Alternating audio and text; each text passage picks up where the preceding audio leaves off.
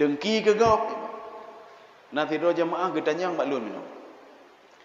Ki bancara tak depa getanya nyan ku ke gop dengki. Ki bancara le. Lun hana dengki lun ke gop ni. Ki bancara tak depa punyo getanya dengki pada orang lain. Lun pengah bapaknya, Pak. Bapak kalau melihat tetangga bapak baru beli lampu baru, atau dia sudah dapat jabatan baru, atau dia beli kendaraan baru, drone nak medadu hati drone. Oh, cukup medadu. Nyangka ke gau dengar. Nyangkanya dengki banyak. Walaupun mulut kita lun hana dengki, lun hana buput, cukup senang lun ni, Pak. Tetapi hati medadu berarti dengki kayaknya, Pak.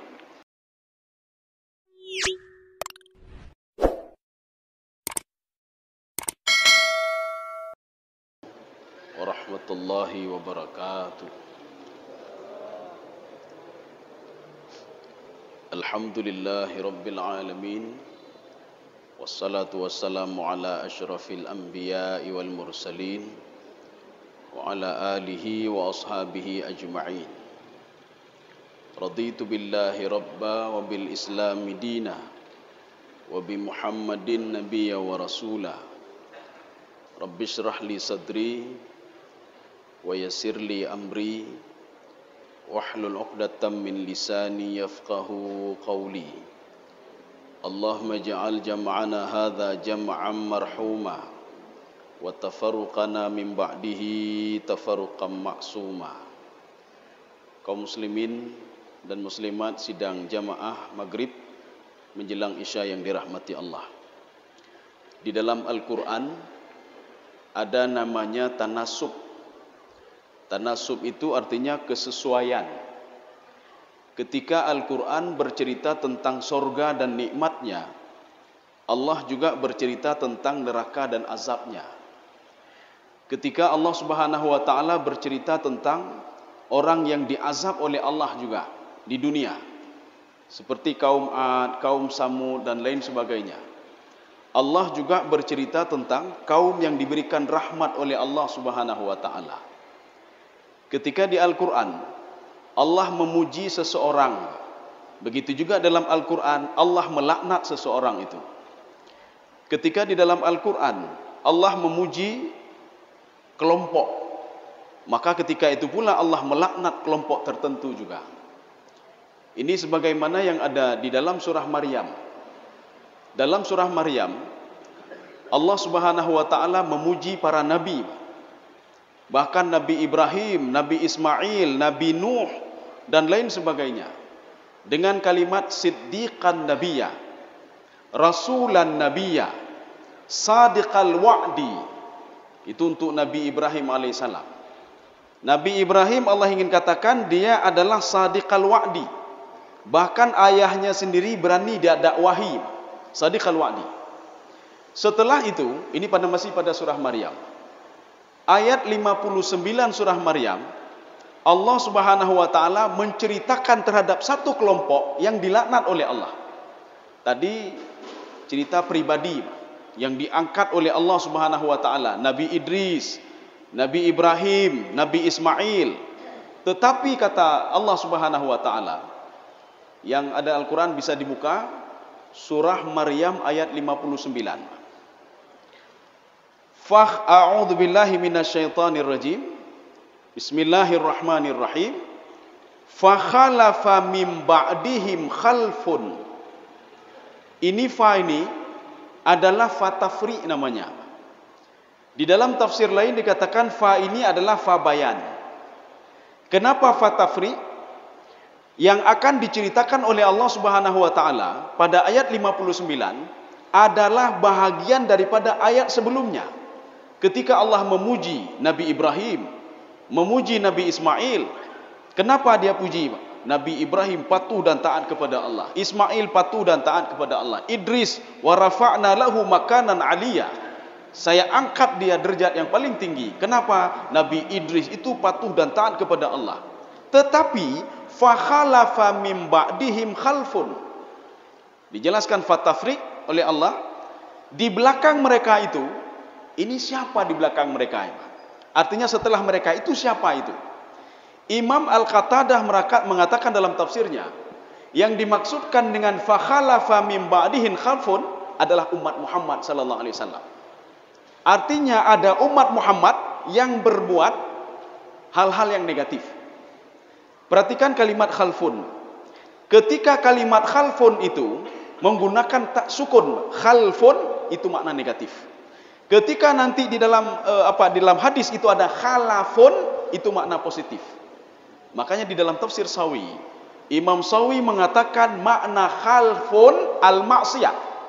Makna khalafun al-khair, ya, kebaikan. Makanya kalau disebutkan khalfun kejahatan, khalafun kebaikan. Maka dalam bahasa Arab salah ada pegah mendang katalah arti ni, Pak. Kasalah arti. Ketika kita membaca Al-Qur'an, Pak, ini yang benarnya begini. Innama yakhshallaha min ibadihil ulama'u. Ya, Pak. Itu artinya apa? Para ulama takut sekali kepada Allah Subhanahu wa taala. Sekarang kita balik. Ini yang salahnya.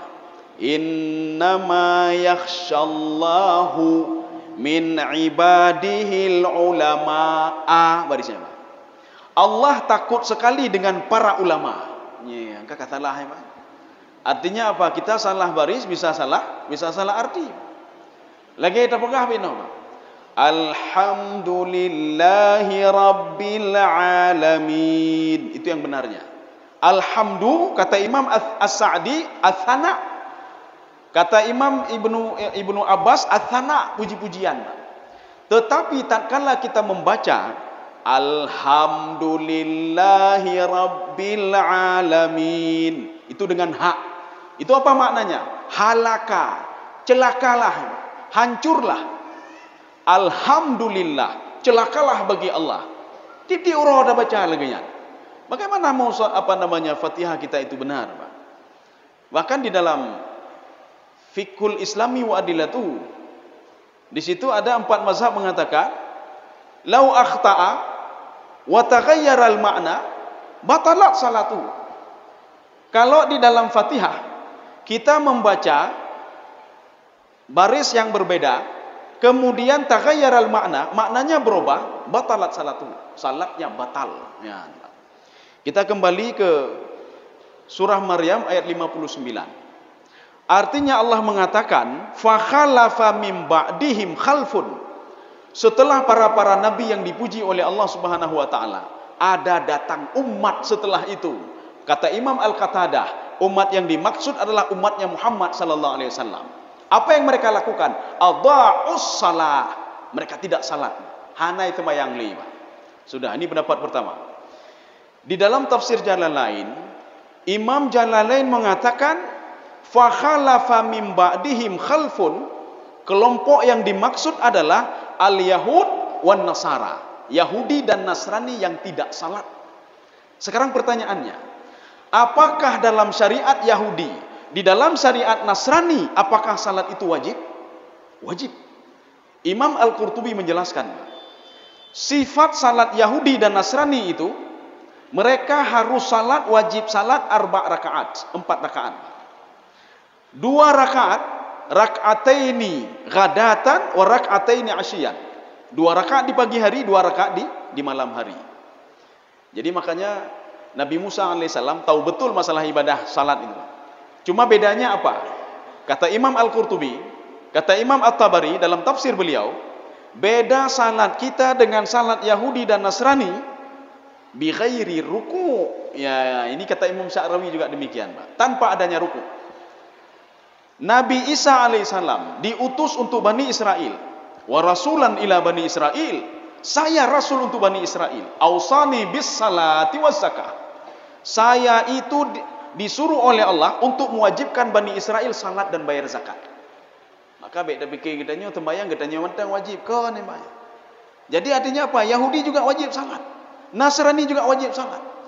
Makanya Nabi Muhammad sallallahu alaihi wasallam ketika salat 2 rakaat dari Masjidil Haram ke Masjidil Aqsa, pertanyaannya, salat apa itu? Padahal salat belum diwajibkan lagi kepada Nabi Muhammad sallallahu alaihi wasallam. Nabi Muhammad belum mi'raj lagi, Pak. Tapi sudah salat 2 rakaat. Imam Al-Qurtubi mengatakan, min sifati salatin Nabi. Sifat salat Nabi, sebelum diwajibkan salat, Nabi salat 2 rakaat di pagi hari, salat 2 rakaat di malam hari. Kaum muslimin sedang jemaah yang dirahmati Allah. Artinya apa? Setelah para nabi yang dipuji oleh Allah, para nabi yang dipuja oleh Allah Subhanahu wa taala, ada kaum lain yang dilaknat oleh Allah. Ini kalau kita lihat 2 versi tafsir itu, yang pertama umat Muhammad, yang kedua adalah kaum Yahudi dan Nasrani. Yang bagaimana? Adha'us salah, yang pertama. Mereka itu tidak salat. Apa maksud adha'us salah di dalam tafsir Jalalain? Imam Jalalain mengatakan adha'us salah maknanya tarakas salah. Dia meninggalkan salat. Hana itu mayam. Makanya pada suatu hari Nabi Muhammad SAW ketika turun ayat dialog antara penduduk sorga dan neraka. Bahkan tafsir lain mengatakan bukan dialog penduduk sorga neraka, tidak. Dialog antara malaikat dengan penduduk neraka. Ketika penduduk sorga bertanya kepada penduduk neraka, ma salakakum fi sakar? Kenapa masuk ke dalam neraka sakar? Dijawab oleh mereka, qalu lam nakun minal musallin. Ini tafsiran yang pertama. Tafsiran yang kedua, ketika penduduk sorga, dia sedang berbincang-bincang dengan saudaranya. Dia bertanya, anu lun hoka, ya nih mbak, lintulun hoka, pekan han alam sorga, ya mbak. Sanak famili saya mana, orang tua saya mana? Ketika itu mereka berdialog dengan Jibril, ya Jibril, di mana anak saya? Akhirnya Jibril datang ke neraka dan bertanya, kenapa kalian di sini? Dijawab oleh penduduk neraka, qalu lam nakun minal musallin. Kamu hana temayang. Ketika turun ayat ini dikomentari oleh Rasulullah sallallahu alaihi wasallam di dalam tafsir Sawi. Jadi dalam tafsir Sawi itu diabadikan riwayat ini, Rasulullah mengatakan begini. Ada 4 orang yang tidak bisa dapat syafaat, termasuk syafaat itu dari Nabi sendiri, termasuk syafaat itu dari anaknya yang saleh, termasuk syafaat itu dari para syuhada, termasuk syafaat itu daripada orang-orang mukmin. Tidak bisa dapat syafaat kecuali dengan izin Allah. Siapa itu? Yang pertama adalah tarikus salah, urung tinggal temayang. Hana puara urung tinggal temayang bisa dimasukkan ke dalam surga tanpa izin Allah. Tidak bisa ditarik dari neraka oleh nabinya sendiri atau anaknya yang saleh kecuali dengan izin Allah. Yang menyodok pegah lun hana buku lun anak saleh penghafal Quran hanja je pai. Ini seperti Abu Lahabnya, karena lihat Abu Lahab, Abu Jahal. Jadi Abu Lahab di dalam tafsir Al-Qurtubi, apa kata Abu Lahab? Lau sadaqa ibnu akhi la aftadi bimali wa waladi. Jadi waktu itu turun ayat tabbat syada abi lahabi watabnya. Jadi ketika itu apa kata Abu Lahab? Kalau benar lau sadaqa ibnu akhi, kalau seandainya yang diucapkan Muhammad itu benar, saya celaka. Istri saya hammalatal hatab, membawa kayu nanti ketika saya di neraka. La aftadi bimali wa waladi. Saya akan minta tolong sama harta saya dan anak saya. Ya. Jadi makanya ketika itu dijawab oleh Allah Subhanahu wa taala, ma aghna anhu maluhu wa ma kasab.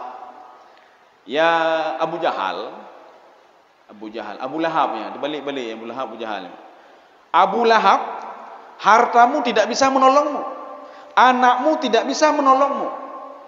Abu Lahab urung kaya wadean, Pak. Abu Jahal juga kaya. Nya Abu Lahab, Abu Jahal urung kaya, Pak. Tetapi Allah mengatakan hartamu tidak bisa menolongmu. Anakmu tidak bisa menolongmu. Ada apa dengan anak Abu Lahab sebenarnya? Anak Abu Lahab itu 4. Dalam tafsir Sawi dikatakan, yang keempat, yang paling tua, namanya Atbah. Famata kafiran. Dia mati dalam keadaan kafir. Dia yang mengolok-olok Al-Quran, itulah termasuk Atbah bin Abi Lahab. Jadi dia kalau ada Al-Quran turun, dia olok-olok lagi Nabi. Dia olok-olok Nabi. Ketika itu Allah mengatakan, Dharni wal mukadzibin. Biarkan itu urusan saya Muhammad. Dron bek fikir urusannya. Nyan yang pikirnya lon hana bupuranya. Maka Atbah mati dalam keadaan terhina. Anak Abu Jahal. Abu Lahab balik lama. Kemudian 3 orang lagi itu masuk Islam ketika Fatu Mekah. Salah satunya siapa? Apa namanya? Kalau tadi Atbah, Ma'tab, Durrah, yang tirotu katuonan, ada 3 orang. Mereka masuk Islam ketika Fatu Mekah. Jadi artinya Allah mengatakan, walaupun anak kamu itu anak yang saleh, anak kamu tidak bisa menolongmu, kata Allah Subhanahu wa taala. Kaum muslimin sedang jemaah yang dirahmati Allah. Sekarang kita kembali nih. Ini menurut versi Imam Jalalain. Jadi kata beliau, adha'u salah itu adalah taraka salah. Ya, meninggalkan salat. Makanya orang yang meninggalkan salat, Rasulullah mengatakan tidak bisa mendapatkan syafaat kecuali dengan izin Allah Subhanahu wa taala. Di dalam tafsir Al-Wasit, apa kata beliau? Adha'u salah, nanti ada umat mereka itu adha'u salah. Apa kata Imam Al-Wasit? Imam Tantawi dalam tafsir beliau Al-Wasit. Ada 2 pengertiannya. Yang pertama, takhiru awqatis salah. Mentakhirkan waktu salat. Wate itamong leho hana getemayang ile. Nya nema getemayang wate asa. Wate tro asa tembayang karak maghrib. Wate tembayang maghrib tembayang karak isya. Wate tatanyang dengku kali tembayang isya golom tro subuh golom. Nya nema. Entu wate karak tro subuh ta tembayang aju tinan. Nya nema. Inilah yang dikatakan di dalam Al-Quran. Wailul lil musallin alladzina hum an salatihim sahun. Para penafsir berbeda tafsiran dengan kalimat an di sini. Ada yang mengatakan an itu kharijah salah. Ketika azan dia tidak mau datang ke masjid, dia di luar. Ketika salat Jumat dipanggil untuk salat, dia tidak mau masuk ke masjid. Ini namanya kharijah salah, di luar salat. Pendapat yang kedua, an itu maknanya dakhilas salah, di dalam salat. Ketika salat hana khusyuk memang. Allahu akbar, tinggal tepu-tepu tinggal. Abi awak tinggal tepu-tepu dah yang mak dengku nak khusyuk, hana khusyuk lu. Pakat iblis tapi go dalun mak. Dapatlah iblis tapi kiban nya mak. Iblis sedang hidup, sedang nyan syaitan. Oh mak kai tuduh lun lah mak iblis mak. Saya enggak salah apa-apa, pakan tuduh lun tapi mak. Kita sedikit-sedikit pakan nak mecu dengku, iblis. Pakan pegak maksiat, iblis. Kenapa buat itu? Iblis semua mak. Padahal kita masuk ke dalam masjid kan baca doa, Pak. Doa masuk masjid. Allahumma ftah li abwaaba rahmatik. Mau takbir, a'udzubillahi minasyaitonir rajim. Maka Rasulullah mengatakan apa? Kalau kamu bimbang dalam salat itu, maka bacalah a'udzu bikalimatillahi tammati minasyaitonir rajim. Bismillahirrahmanirrahim. Ludah ke kiri 3 kali, Pak. Tapi baik waktu sembahyang jemaah. Nyu sedang sembahyang jemaah, tuh ludah lega. Ludah lu, ludah lu, Pak. Hana jadi sembahyang lagi mbaknya. Artinya apa? Kekuasaan iblis menggoda manusia ketika salat itu terbatas. Makanya kata Imam Al-Ghazali di dalam kitab beliau Ihya Ulumuddin, al-awaiq. Awaiq ini arti apa? Halangan, rintangan seseorang untuk beribadah. Apa itu? Yang paling tinggi adalah an-nafsu, jiwa kita sendiri. Yang pegat gedanya susah, jiwa gedanya kedro. Yang pegak gedanya hana khusyuk, jiwa gedanya kedro. Jiwanya kedronya, Pak. Makanya baik dapatlah iblis. Yang baju-baju ka iblis ni, Pak. Iblis sedang hidup-hidup memakai tuduh lu ni bagi iblis, Pak. Baju-baju ka iblis ni, Pak. Makanya pada posisi yang kedua kata Imam Al-Ghazali, posisi yang kedua, an-nafsu al-iblis. Atau beliau mengatakan as-syaitan ni, Pak. Posisi kedua syaitan. Posisi yang pertama itu adalah an-nafsu, jiwa manusia itu sendiri. Kita kembali lagi, Pak. Syekh Tantawi, perkataan beliau yang pertama tadi, Pak. Takhirus salah. Mentakhirkan waktu salat, ya. Kemudian yang kedua, tadyi'u awqatis salah. Menghilangkan waktu salat. Kadang-kadang kita sembahyang leho, kadang-kadang tan. Kadang-kadang kita sembahyang asa, kadang-kadang tan. Kadang-kadang dalam teori menggawate hana kita sembahyang ni, Pak. Ini maknanya adha'us salah. Kalau ada generasi-generasi seperti ini, maka Allah yang Allah lakukan apa? Fasaufa yalqauna ghayya. Akan diberikan azab oleh Allah Subhanahu wa taala. Maka jin tu baik datanya, putalah kamu, aci cek le, na uruh hana temayang pinan. Ketika azab Allah diturunkan kepada satu kampung itu, bukan kampung itu yang salah, Pak. Ada 1-2 orang yang bermasalah. Dan dia dibiarkan terus untuk berbuat maksiat di situ, Pak. Kaum muslimin sedang jemaah yang dirahmati Allah. Kemudian ini yang pertama, Pak. Jadi artinya adha'us salah itu 3 pengertiannya. Yang pertama, tarkus salah. Kata Imam Jalalain, Imam Sawi juga sepakat dengan Imam Jalalain, meninggalkan salat. Imam Tantawi dalam tafsir beliau Al-Wasit, beliau mengatakan takhiru awqatis salat, mentakhirkan waktu salat. Maka getanya menyotrok maghrib tembayang laju maghrib, menyotrok isya tembayang laju isya. Kecuali dalam perjalanan, Mbak, itu lain. Ada jamak kasar dan lain sebagainya. Yang lain, Mbak, yang rukhsah dari Allah Subhanahu wa taala. Ketika trok leho tembayang laju leho, Mbak. Jadi biar dia fikir, alah untuk tiada. Yang meninggal ke mana, Pak? Ini yang pertama, Pak. Yang kedua, kelompok atau generasi yang dilaknat oleh Allah Subhanahu wa taala apabila melakukan hal yang kedua. Apa itu? Wattaba'us syahawat. Dia mengikuti hawa nafsunya. Maka di dalam tafsir Jalalain, apa kata beliau? Yang dimaksudkan dengan syahwat adalah al-ma'asi.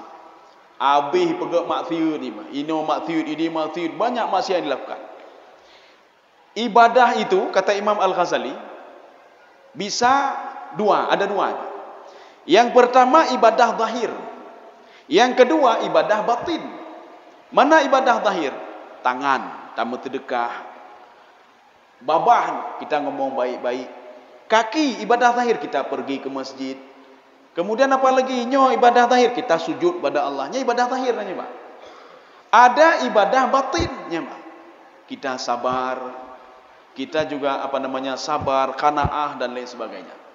Dan sebaliknya, maksiat itu ada juga maksiat zahir, ada maksiat batin. Mana maksiat zahir? Tak cok tak gop, tak kalian maksiat, tak kun ke gop, kemudian tak pajuh yang harum, tak zalimi gop. Ini namanya maksiat zahir. Maksiat batin yang koeh ke gop, dengki ke gop. Nanti do jemaah getanya maklum minum. Kiban cara tak depa getanya nyan koeh ke gop, dengki. Kiban cara le. Lun hana dengki lun ke gop. Kiban cara tak depa menyo getanya dengki pada orang lain. Lun pengah bapaknya, Pak. Bapak kalau melihat tetangga bapak baru beli lampu baru, atau dia sudah dapat jabatan baru, atau dia beli kendaraan baru, drone nak mendadu hati drone, oh cukup mendadu, nyangka ke kau dengar, nyangka dengki banyak. Walaupun mulut kita lon hana dengki, lon hana buput, cukup senang lon ni, Pak. Tetapi hati mendadu, berarti dengki kan, Pak. Itulah konsep dengki, Pak. Kita melihat orang lain senang, hati mendadu, yang berarti dengki ni, Pak. Nyangkenyan penyakit ni, Pak. Nyangkenyan maksiat, Pak. Maka maksiat itu bisa dari 2 hal. Bisa maksiat zahir, kita lihat maksiat, kita ambil punya orang lain, kita makan haram, kita pergi ke tempat maksiat, kita ngomong macam-macam. Ini maksiat zahir namanya. Bisa juga maksiat batin. Dah maksiat batin. Koeh ke gop, dengki ke gop, atau macam-macam lah penyakit hati, Pak. Penyakit hati. Kaum muslimin sedang jemaah yang dirahmati Allah. Ini maksiat namanya. Di dalam tafsir Ibnu Jarir, apa kata Ibnu Jarir? Yang dikatakan syahwat itu, nanti kata Ibnu Jarir, ada kelompok-kelompok tertentu, mereka menikmati dunia, Pak. Bagaimana menikmati dunia? Fasilitas yang diberikan oleh Allah, juknyo, digunakan fasilitas itu, Pak. Tetapi dia la yakhafullahu fis sama'. Dia tidak pernah takut kepada Allah Subhanahu wa taala. Korupsi laju, cok tagop cok laju, dalimi gop dalimi laju. Sudah, satu ni kata Ibnu Jarir. Yang kedua, wala yastahyauna minan nas. Hana malele li ke manusia, Pak. Angkanya syahwat ni, Pak. Jadi dia itu menggunakan fasilitas Allah, dia tidak malu, tidak takut kepada Allah dan tidak malu kepada manusia. Yang menyatakan ni nyampe dah pegah di sini benda ceh ni, Pak. Nyan mati dikit-dikit tanya bubuk ni, Pak. Hana malele, Pak. Berdua-duaan ni, Pak. Hana malele, Pak. Bahkan katanya tak tegur yang ni, Pak. Dia tak tegur, pergi pegah purut handron, ron purun cilo. Ni, Pak. Kadang-kadang kamu malai liku urun lain ba. Urun cik lo hanai larang lo ni bukan. Rompu so urusan urusan ron. Ya. Kaum muslimin sidang jamaah yang dirahmati Allah. Di dalam konsep Imam Al-Ghazali, beliau mengatakan asyahwat itu adalah an-nafsu. Nanti ada dua gabungan kata beliau. Al-hawa, an-nafsu. Apa itu hawa? Hawa itu kata Imam Al-Ghazali, muyulun nafsi ila khairi atau ila syarri. Kecenderungan jiwa ini kepada kejahatan atau kebaikan. Itu hawa namanya.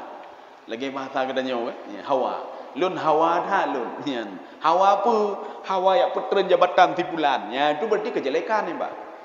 Lun hawa dah lun. Hawa apa? Saya ingin mendakwahi mereka, saya ingin memberita ini ilmu kepada mereka. Hawa cik nanti, Pak. Makanya ini mengadopsi bahasa Aceh itu, bahasa Aceh kadang-kadang mengadopsi bahasa Arab ni, Pak. Dah contoh lain, Pak. Lagi sirwalun. Sirwalun kan silwu. Sirwalun. Bahasa Aceh ni silwu, sirwalun. Kisun, kih. Bahasa Aceh ni okey, Pak. Kih, Pak. Ya, kemudian banyak lagi bahasa-bahasa lain, Pak, yang diadopsi begitu. Ini hawa namanya.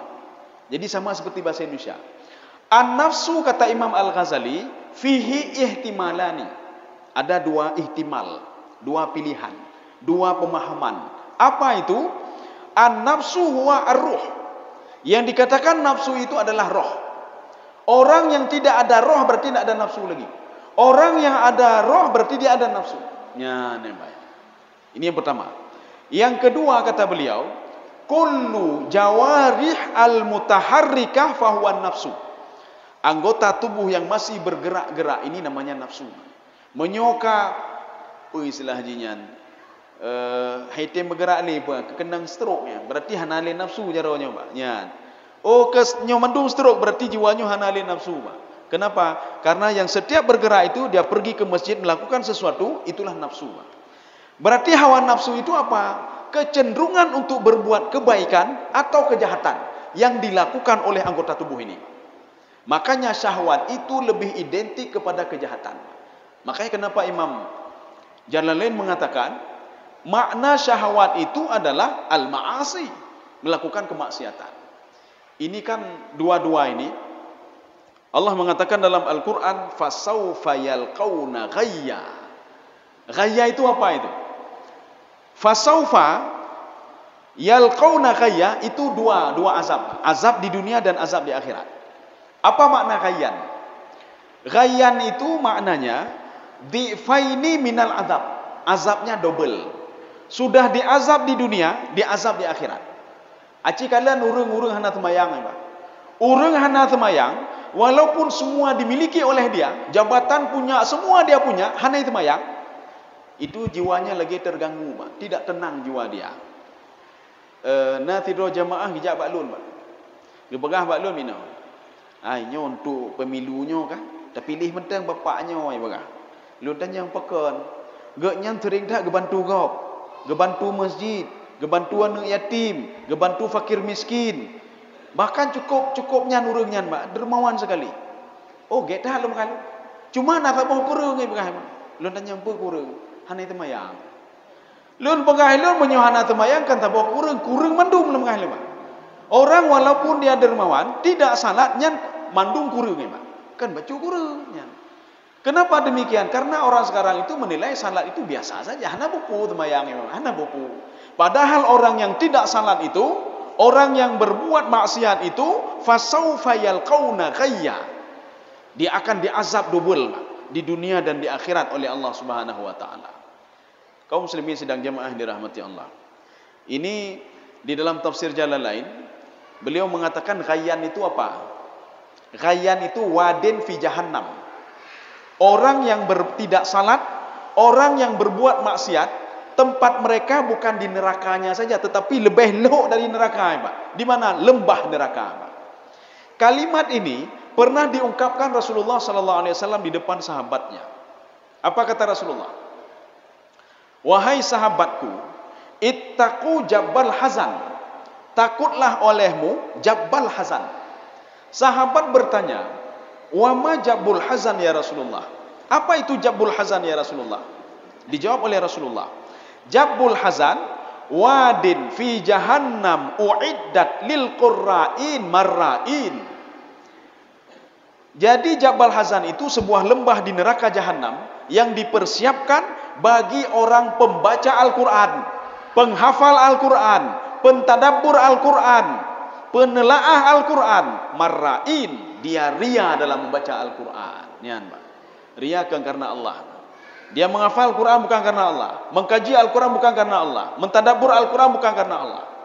Makanya di dalam tafsir Ibnu Katsir ada sebuah riwayat. Ketika itu Rasulullah mengatakan, yang membaca Al-Quran itu salasah, ada 3. Yang pertama al-mu'min, yang kedua al-munafiq, yang ketiga al-fajir. Sahabat bertanya, wa kaifa dzalika ya Rasul? Bagaimana ada 3 kelompok itu ya Rasul? Apa yang dimaksud 3 kelompok tadi? Kelompok mukmin, kelompok munafik, kelompok fajir. Diterangkan oleh Rasulullah, al-mu'min wa huwa mu'minun bihi. Orang mukmin ketika dia membaca Al-Quran, dia yakin apa yang dia baca. Makanya Al-Quran itu satu kesatuan yang tidak bisa terputus. Dimulai dari surah Al-Fatihah, berakhir dengan surah An-Nas. Kalau kita tidak yakin satu ayat saja, faqad kafara, kafir ya, Pak. Artinya apa? Kita termasuk orang yang tidak beriman kepada kitab kita sendiri. Satu saja. Karena Al-Quran itu satu kesatuan. Ini nomor 1. Nomor 2 al-munafik. Sahabat bertanya, apa itu munafik ya Rasulullah? Apa kata Rasulullah? Al-munafik fahuwa kafirun bihi. Orang munafik itu, dia membaca Al-Quran dan tidak yakin apa yang dia baca. Makanya munafik yang kita dengar biasa sekarang ini, al-munafiq idza haddasa kadzaba wa idza wa'ada akhlafa wa idza tumina khana. Ini lebih spesifik lagi. Dia membaca Al-Quran, tidak yakin kepada Al-Quran, dia munafik. Ini kelompok kedua. Kelompok yang ketiga, al-fajir. Fajir itu apa? Ya'kulu bihi. Dia cari makan dengan Al-Quran. Jadi dia cari isi perutnya dengan Al-Quran. Ya. Kalau dia ingin cari makan, maka dia bawa Al-Quran. Cari makan dengan Al-Quran. Ini fajir namanya. Fajir itu apa? Pembuat dosa. Makanya inilah yang Allah katakan dalam Al-Quran. Ishtarau bihi thamanan qalila. Dia mau menukarkan akidahnya dengan suatu hal yang kecil. Dia mau menukarkan Al-Quran itu dengan suatu hal yang kecil. Maka banyak dari Yahudi dan Nasrani ketika di Madinah, kenapa mereka tidak mau ikut Nabi Muhammad SAW? Dijawab dalam tafsir Al-Baydawi. Apa kata Imam Baydawi? Mereka takut akan kehilangan jabatan mereka. Ya, jadi takut kehilangan jabatan. Yakhshawna diya'u, apa itu istilahnya? Jadi mereka takut al-amwal, harta dan jabatan dan lain sebagainya. Mereka pada hakikatnya yakin dengan Al-Quran. Kenapa yakin? Karena isi Al-Quran itu ketika mereka cek di dalam Taurat tidak bertolak belakang dengan Taurat mereka. Tidak bertolak belakang dengan Injil.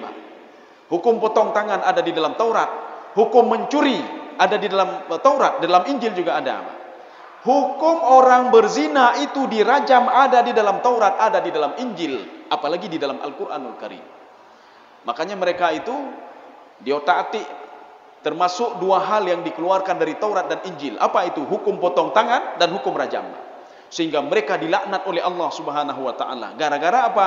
Mereka menulis dengan tangannya dan mereka mengatakan ini dari Allah Subhanahu wa taala. Kaum muslimin sedang jamaah yang dirahmati Allah. Sudah, ini makna kaya tadi. Jadi akaya itu artinya wadin fi jahannam. Jadi sebuah lembah yang berada di dalam neraka jahannam. Ada solusinya kata Allah. Ya, nak lewat ini 5 menit ini. Ada solusinya supaya tidak dimasukkan ke dalam neraka, supaya tidak diazab oleh Allah Subhanahu wa taala di dunia dan di akhirat. Apa solusinya? Illa di dalam Al-Quran ini namanya istisna. Istisna itu ada 2. Ada istisna muttasil, ada istisna munqati.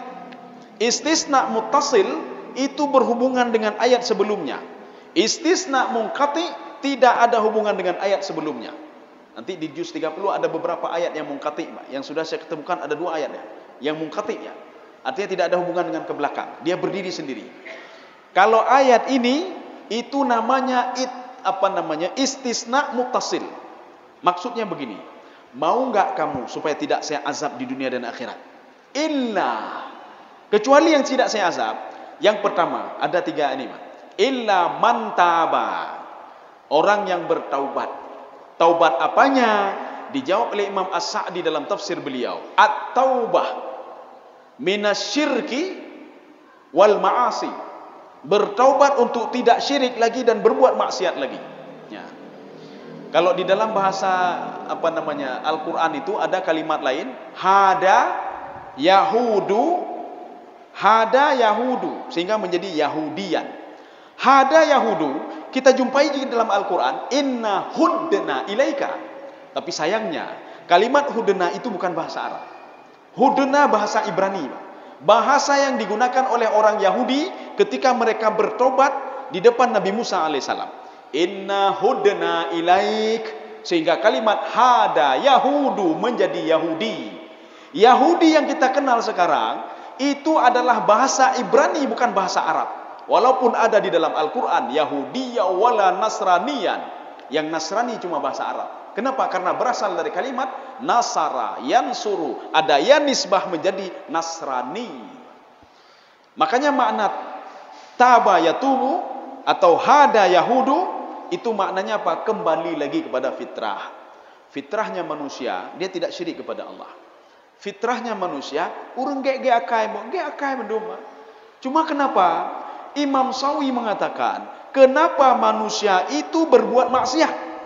Kenapa manusia itu mulai melanggeh? Dia keluar dari jalurnya. Karena ketika itu sudah menyatu antara roh dan tubuhnya. Nyan barunya, Pak. Ketika menyatu roh dan tubuh ini sudah minta macam-macam, Pak. Sudah minta macam-macam. Dia minta ini, minta itu macam-macam, Pak. Ipegah li tubuh, lon meh sepatu yang harga 2 juta. Ipegah linyo kiban cara 2 juta anyo hanam peng cuwa tagap. Nyan kai pegak mati ulama ya. Tetapi ketika dipisahkan oleh Allah, roh dan tubuh itu, maka roh ketika itu teringat lagi kepada Allah. Ya Allah, nepu maaf lo, nepu ampun lo, ya Allah. Sebagaimana Fir'aun laknatullah, ketika dia ditenggelamkan oleh Allah Subhanahu wa taala di Laut Merah, apa kata dia? Amantu, ya Mbak, bi Rabbi Musa. Saya beriman kepada Tuhan Musa. Kemudian dia mengatakan lagi, la ilaha illa anta. Ya Allah, tidak ada Tuhan selain Engkau ya Allah. Nyoto yang bergahabai, Fir'aun laknatullah, Ramses II. Bukan Ramses II, anak Ramses II ke-13. Karena Nabi Musa itu hidup dengan dua Fir'aun. Fir'aun yang pertama adalah Fir'aun yang membesarkan Nabi Musa alaihissalam. Umur dia cuma 90 tahun. Ketika itu dia kena kanker mulut. Umur 90 tahun dia sudah meninggal dunia. Selanjutnya dilanjutkan oleh anaknya, anak Ramses II ke-13. Meninggal dunia pada usia 60 tahun. Di mana meninggalnya? Tenggelam di Laut Merah. Makanya Nabi Musa itu hidup dengan 2 Fir'aun. Kedua-dua Fir'aun ini, dua-dua mengatakan ana rabbukumul a'la. Saya adalah Tuhan kalian yang paling tinggi. Dua-dua, Pak. Ayah sama anaknya sama, Pak. Ya. Ini yang pertama, syarat yang pertama. Kalau kamu bertaubat kata Allah, maka kamu itu akan saya ampuni. Bagaimana taubatnya? Nyo tinggal itu mayang, pergi ban taubat. Ya, nembak. Di dalam kitab Fiqhul Islami wa Adilatuhu yang dikarang oleh Syekh Wahbah Zuhaili, keempat mazhab sepakat, lau taraka salah, apabila dia meninggalkan salat, fa alaihil qada. Seorang harus mengqada. Ya. Nah, tidur jamaah jawab lun. Pakiban dengan hadis Aisyah. Lun tanya kiban hadis Aisyah. Lu kalau depu cuma lu nyaujo dengannya. Kiban hadis Aisyah. Dalam hadis Aisyah mengatakan kami disuruh oleh Rasul untuk mengqada puasa, tidak qada salat. Hanya perlihat tepat ilai lembaga. Hadis itu untuk siapa? Hadis itu untuk wanita haid. Kalau bapak haid boleh hana temayang le. Bapak haid hana berarti temayang ulangi demam. Ini hadis ini terjadi ketika bulan suci Ramadan. Di waktu itu wanita haid tidak salat dan tidak puasa. Ketika sudah habis haid, Rasulullah ada wanita mendatangi Aisyah. Bagaimana Aisyah? Aisyah bertanya ke Rasulullah. Rasulullah mengatakan, kalau wanita haid itu setelah dia tidak haid lagi, maka dia harus mengqada puasanya, tidak mengqada salatnya. Anak kata tembayang apa? Menyo katanya mehen anak kata tembayang jid, haid ilai Pak lu. Oh han. Berarti kan qada Pak. Qada Pak. Untuk lebih jelas lembaga, Bapak bisa buka nanti Fiqhul Islami Wadilatun.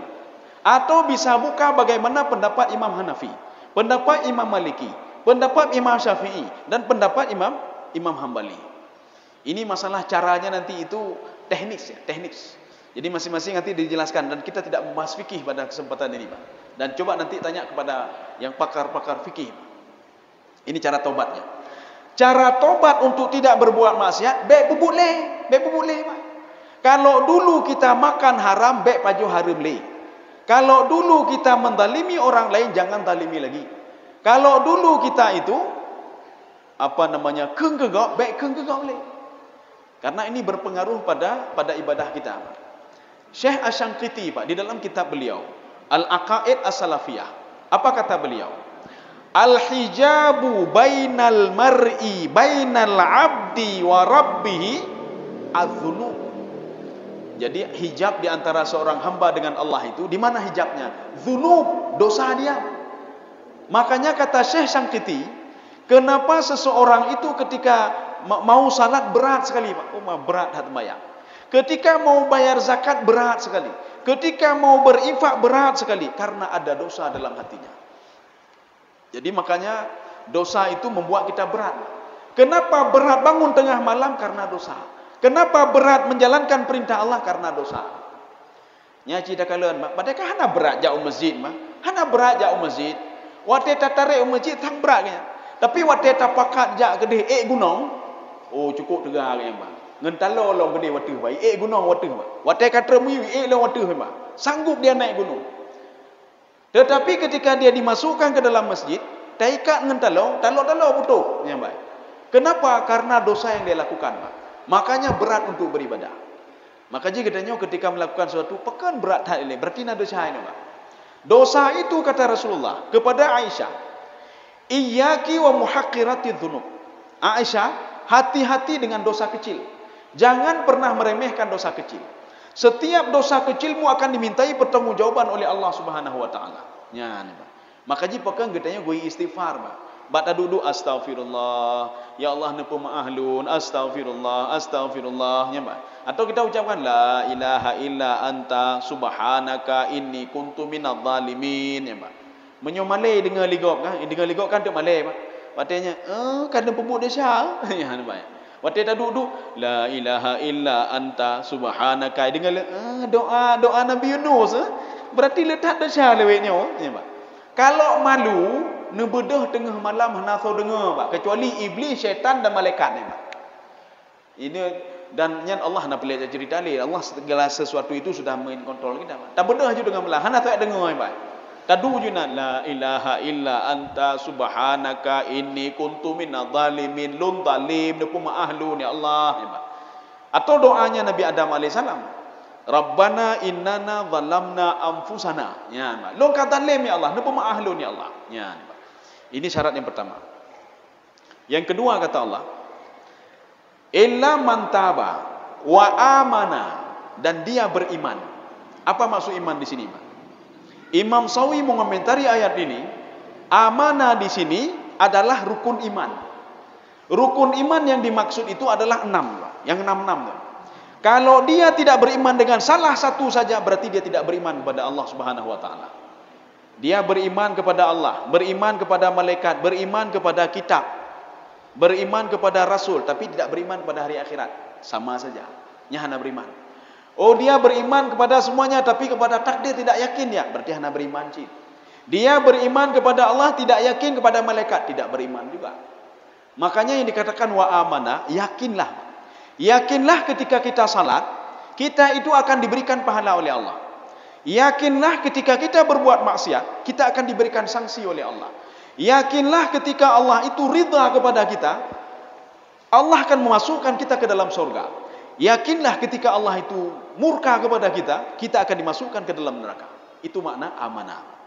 Sekarang masalahnya, kenapa amanah itu dipisah dengan illa man taba wa amana wa amila salihan? Kenapa dipisah iman sama amal saleh? Apa bedanya? Berarti kalau dipisahkan beda, Pak. Kalau dipisahkan beda. Satu, kita lihat di ayat lain, Pak. Pada surah Al-Hasyr ayat 18. Ketika Allah berfirman, ini 2 menit lagi, Pak. Ketika Allah berfirman, ya ayyuhalladzina amanu taqullah. Wahai orang beriman, bertakwalah kepada Allah. Maknanya apa? Imam As-Sa'di dalam tafsir beliau mengatakan, iman yakhtalif bi amal saleh. Iman yakhtalif bi taqwa. Ada orang beriman dia belum bertakwa lagi, Pak. Tetapi setiap yang bertakwa sudah jelas beriman. Apa bedanya? Al-imanu bil qulub. Iman itu dengan hati. Sedangkan amilus salihat bil jawari, dengan anggota tubuh. Ada orang yakin beriman kepada Allah Subhanahu wa taala tapi hanya itu mayang. Nya, datanya Mbak nya dengku. Nah yakin urang kiamat? Yakin. Nah yakin urang yang hana temayang enggak adab? Yakin. Dron hana temayang. Nya yang bedanya hana temayang. Nah yakin urang yang tidak menjalankan perintah Allah akan dilaknat oleh Allah? Cukup yakin dong. Nah yakin kepada kaum Ad yang dihancurkan oleh Allah karena mereka itu tidak mensyukuri nikmat Allah? Yakin dah lo.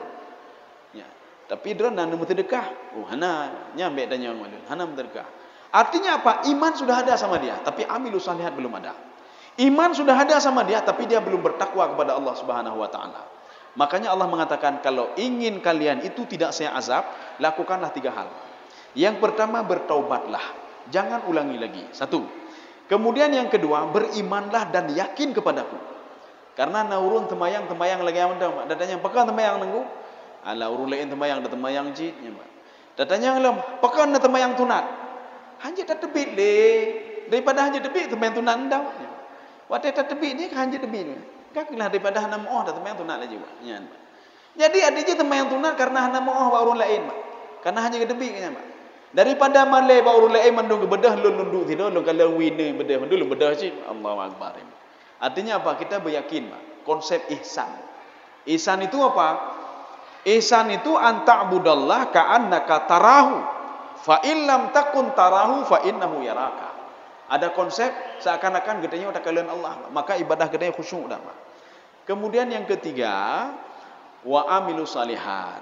Tidak cukup dengan beriman saja, tidak cukup dengan taubat dan tapi beriman juga dan beramal saleh. Bagaimana amal saleh? Salatlah kamu, beribadahlah kamu, berinfaklah kamu, bersedekahlah kamu, jaga tanganmu, jaga mulutmu, jaga matamu, jaga perutmu, jaga kakimu. Ya. Jadi artinya walaupun ayat ini di dalam tafsir Al-Qatadah beliau mengatakan hadhil ayah tuwajjihu li hadhil ummah. Ayat ini diperuntukkan untuk umat ini. Walaupun beliau mengatakan demikian, kita tawanti-wanti dan jaga-jaga doa, Pak. Artinya apa? Kita jangan meninggalkan salat. Kemudian yang pertama, karena itu bahaya sekali, Pak. Kemudian yang kedua, jangan berbuat maksiat. Kalaupun kita berbuat maksiat, beristighfarlah kepada Allah dan taubatlah kepada Allah Subhanahu wa taala. Mudah-mudahan ada manfaatnya bagi tuan dan jemaah sekalian. Subhanakallahu bihamdika asyhadu an la ilaha illa anta astaghfiruka wa atubu ilaik. Assalamualaikum warahmatullahi wabarakatuh.